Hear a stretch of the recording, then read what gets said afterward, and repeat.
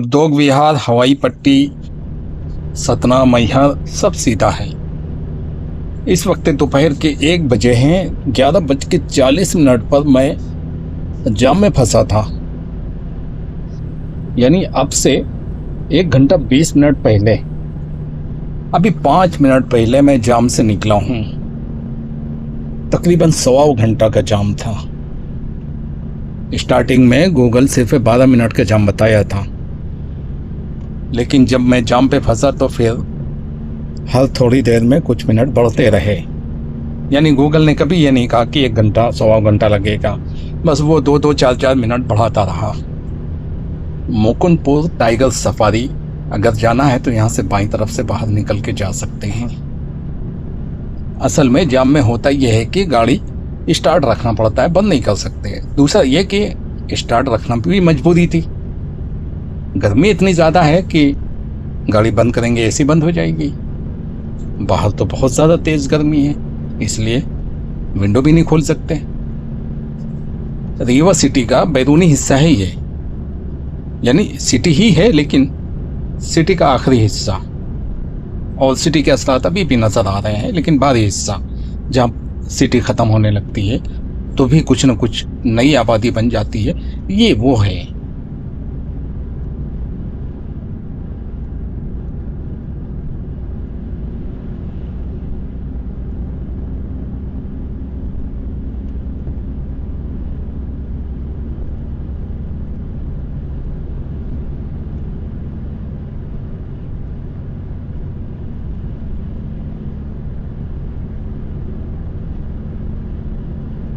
Satna airport जाने के लिए यहाँ से लेफ्ट टर्न मारना पड़ेगा। लेफ्ट टर्न मार के एयरपोर्ट जा सकते हैं। जबलपुर यहाँ से 224 किलोमीटर दूर है।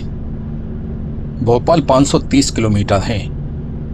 Satna 47 kilometre, Khajuraho 161 kilometre, Chhatarpur 100 kilometre, Jhansi 317 kilometre. Rewa का बाईपास यहाँ पर आकर मिल जाता है, जो कि अभी तक बना नहीं है। थोड़ी देर पीछे मुझे ये वाला बोर्ड नजर आया था जहाँ पे क्रॉसिंग रोड भी थी, यानी बाईपास था। रीवा का बाईपास जो कि अभी तैयार नहीं है। यहाँ पे लिखा हुआ है टोल रोड प्रारंभ, यानी यहाँ से टोल रोड शुरू होती है। इसका मतलब यह है कि टोल कंपनी चेंज हो रही है। इससे पहले जो लोग टोल वसूल रहे थे वो कोई और कंपनी रही होगी, लेकिन यहाँ से एक दूसरी कंपनी शुरू होती है टोल वसूलने वाली। ये नेशनल हाईवे 30 है, यानी शुरू से इलाहाबाद से जब से मैंने इसको पकड़ा है नेशनल हाईवे 30, तो ये नेशनल हाईवे 30 ही है।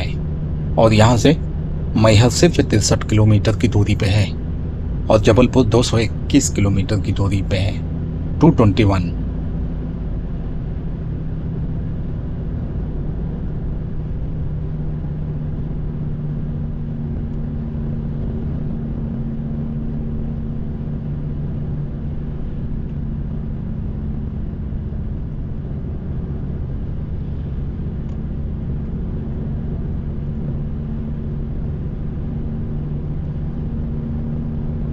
सीधी और मुकुंदपुर जाने वाले यहाँ से लेफ्ट टर्न मार के जा सकते हैं, लेकिन नागपुर और जबलपुर जाने वाले सीधा चलते रहेंगे मेरी तरह।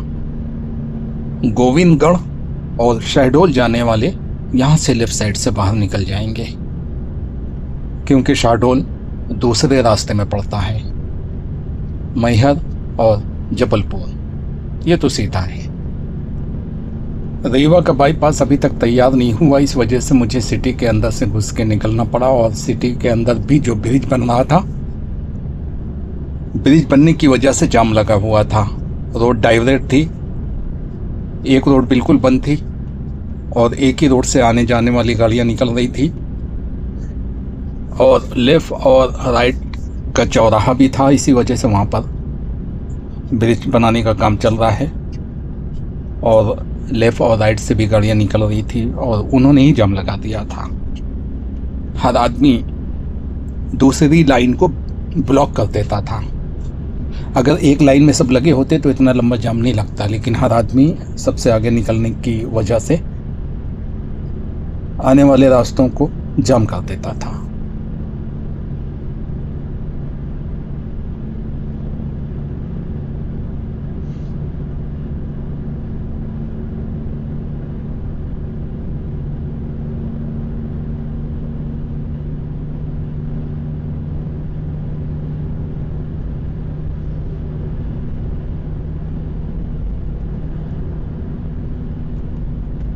बेला गांव आ चुका है, दाईं तरफ है, और सतना जाने वाले भी यहाँ से राइट मार सकते हैं। और बाईं तरफ में एक और गांव है, रुइया नाम है उसका, छोटा सा गांव है। तो बेला जाने वाले यहाँ से राइट मारेंगे, मगर राइट वाली लाइन में घुसकर। क्योंकि मुझे राइट नहीं मारना था, इसलिए मैं लेफ्ट वाली लाइन से सीधा निकल आया हूँ, क्योंकि जो ब्रिज है वो सिर्फ आने वालों के लिए है। मैहर यहाँ से सिर्फ 52 किलोमीटर बचा है। कटनी 117 किलोमीटर की दूरी पे है, और जबलपुर 223 किलोमीटर है। बहुत पहले मैं बता चुका हूँ कि जबलपुर 221 किलोमीटर की दूरी पे है, और आगे मुझे ये बोर्ड मिला है जबलपुर 223 किलोमीटर की दूरी पे। पता नहीं क्या हिसाब किताब है इन लोगों का। पीछे जबलपुर के लिए कम किलोमीटर लिखा हुआ है, और आगे किलोमीटर बढ़ जाते हैं, जबकि हाईवे चेंज नहीं हो रहा है, नेशनल हाईवे 30 चल रहा है।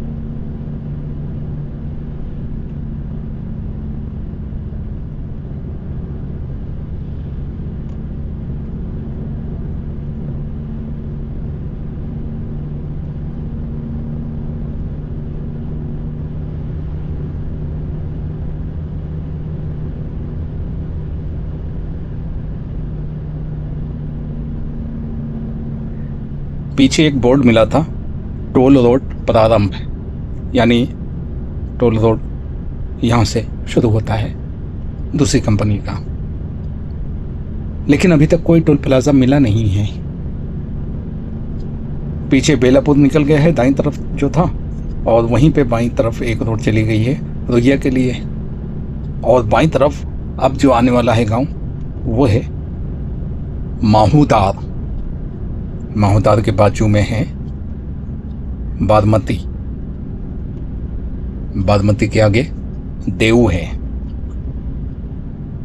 और उसी के बाजू में रोड के करीब मोहारी है। ये सारे गांव लाइन से लगे हुए हैं। मोहारी के आगे जो गांव है वो है अहिर गांव। अहिर एक जाति होती है ना, छोटी जात होती है, ओबीसी में आते हैं। तो वहाँ वो लोग रहते होंगे। बहुत पहले जब ये नाम फेमस हुआ था, उस गांव का नाम ही ये रख दिया अहिर गांव।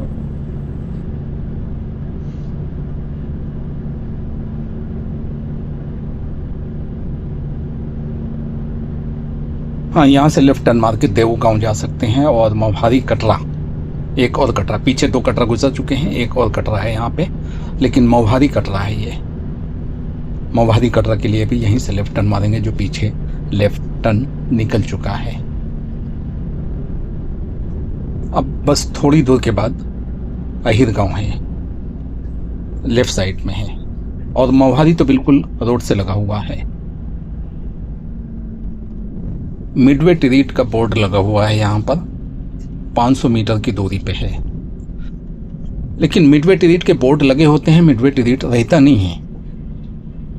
एक झोपड़पट्टी होती है छोटी सी, जिसमें पहली बात तो कुछ होता ही नहीं है, यानी वीरान पड़ा होता है।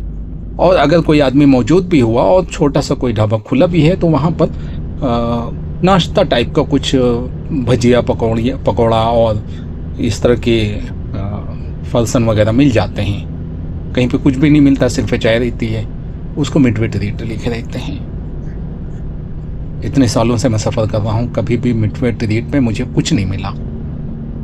मैं रुकने की कोशिश किया हूँ, लेकिन मुझे खाली ही मिला हमेशा, सिर्फ इस रास्ते में नहीं, हर जगह।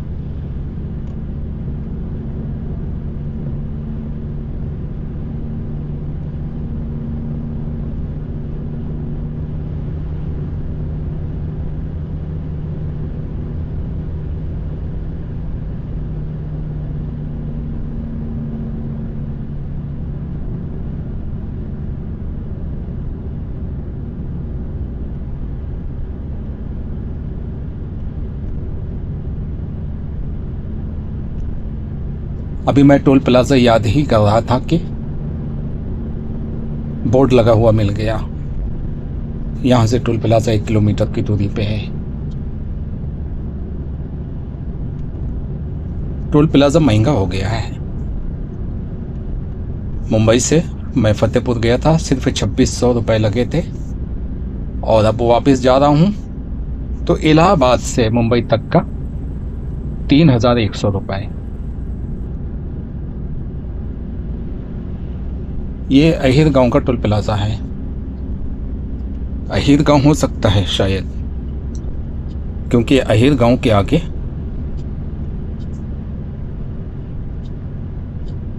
खजूरी ताल है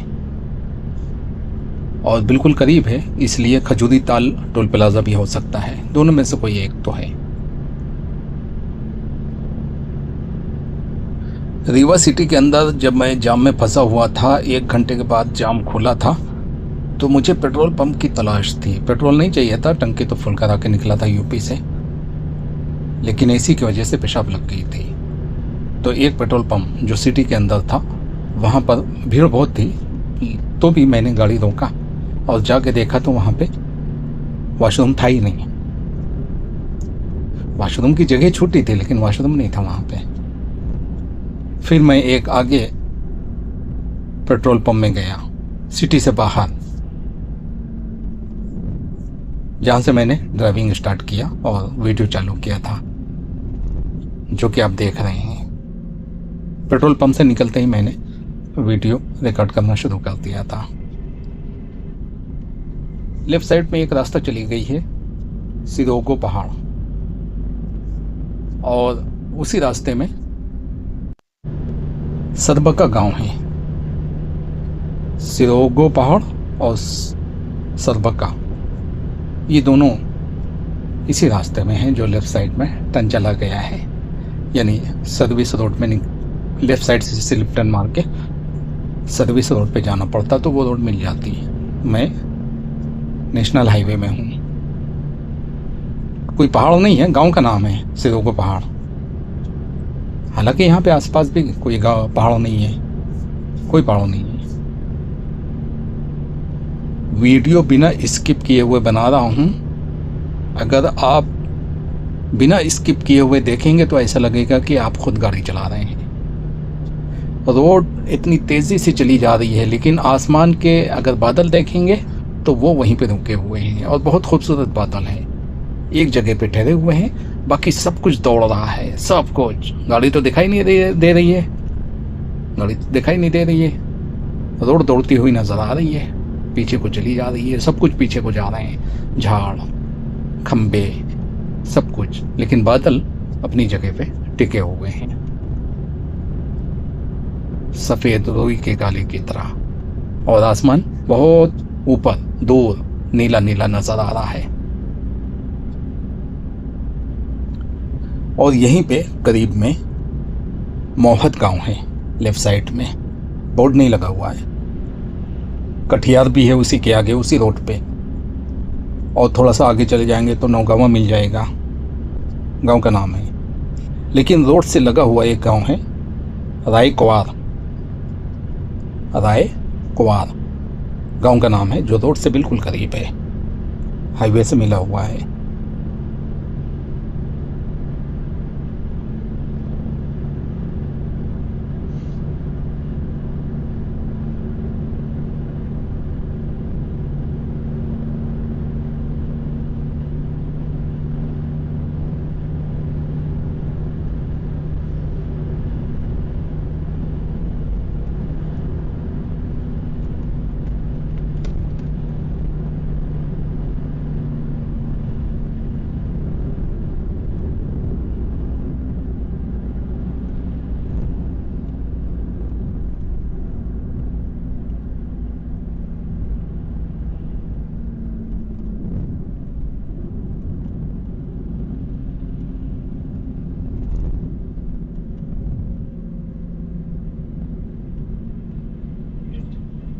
और इस वक्त दोपहर के 1:30 बजे हैं, 1:30 पूरे हो चुके हैं। और अब खाने की ज़रूरत है। लंच टाइम हो चुका है। हमारा टाइम 1 बजे से 2 बजे के दरमियान में रहता है। जब मैंने यहाँ पे गाड़ी लगाया तो गाड़ी में उतरने से पहले अंदर से एक वेटर आया, या जो भी हो वो, लाल शर्ट पहने हुए हैं। उसने कहा कि किचन बंद है हमारा। यानी बावर्ची नहीं है, छुट्टी पे है। चलो कोई बात नहीं, लेकिन उसने बताया कि आगे एक अच्छा बड़ा होटल मौजूद है 1.5 किलोमीटर की दूरी पे। मैहर ढाबा नाम है, नहीं मैहर रेस्टोरेंट, तो वहीं जा रहा हूँ मैं। अमरपाटन भी करीब है यहाँ से, राइट मारने के बाद 5 किलोमीटर की दूरी पे है। अमरपाटन जाने के लिए यहाँ से राइट मारना पड़ेगा। अब जबलपुर यहाँ से 190 किलोमीटर की दूरी पे है, जबकि पीछे वाले बोर्ड में 223 किलोमीटर लिखा था, वो गलत था, ये बोर्ड सही है। अमरपाटन रेस्टोरेंट नाम है इसका। पीछे वाला मैहर ढाबा था, ये अमरपाटन है। अच्छा बड़ा है, आलीशान है, बेहतरीन है।